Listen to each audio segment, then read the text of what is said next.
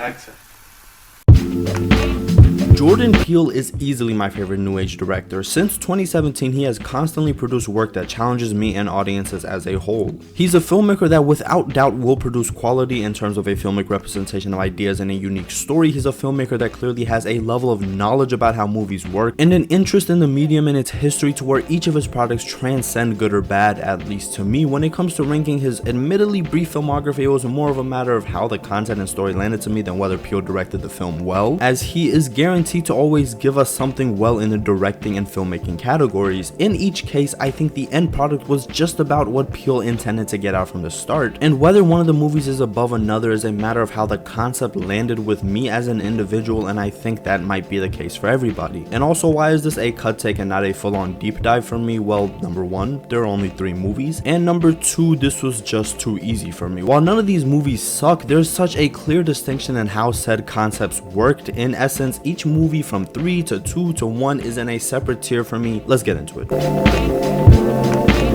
I thought Us was really solid the first time I watched it in 2019, like a solid 7 out of 10, a well executed joint with a lot of twists and turns. I didn't understand a good bit of key points in the plot, but 1, I found that to not hinder my viewing experience in the moment, and 2, I was sure more would click on a rewatch. It didn't on a 3rd watch either. Overall, this film is masterfully crafted. The directing, cinematography, and acting is among some of the best in a year full of bangers, but the story is just too muddled and convoluted for my taste, making rewatchers borderline unbearable at worst and just annoying at best. A lot of elements just didn't click as they should have, and that makes it about a 4 out of 10 for me now.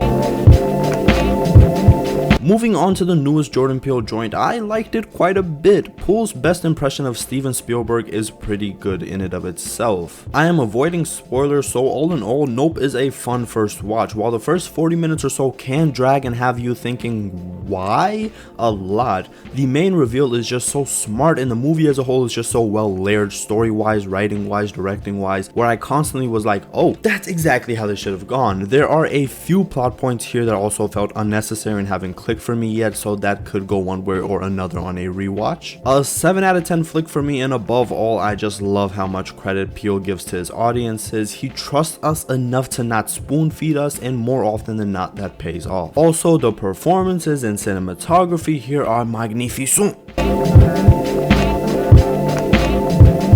To me, Peele's debut effort is still his masterpiece and is undoubtedly still a masterpiece. One of the best movies of the past decade and an experience that rewards rewatches to such a large extent. The premise in and of itself is just so good and is just so well executed by Peele that there isn't much of what I would call a flaw here. Like really, if you haven't rewatched Get Out in a while, please do. Social commentary aside, the execution of everything from the story to the cinematography to the sound design, especially the acting, is just on such another level from a lot of the movie fare we have gotten over the past decade. And looking back 5 years on, that best screenwriting win for Peele is just so perfect. When you rewatch this movie, there's just so much in the writing that will just astound you. Nope is a very, very well written movie. As I said, there are so many points where you're like, oh, that makes so much sense throughout the movie, but Get Out is masterfully crafted in the way that everything that happens in this movie feels like that's the only way everything could have unfolded. I'll keep it that broad for now because this will eventually get its own video. 10 out of 10.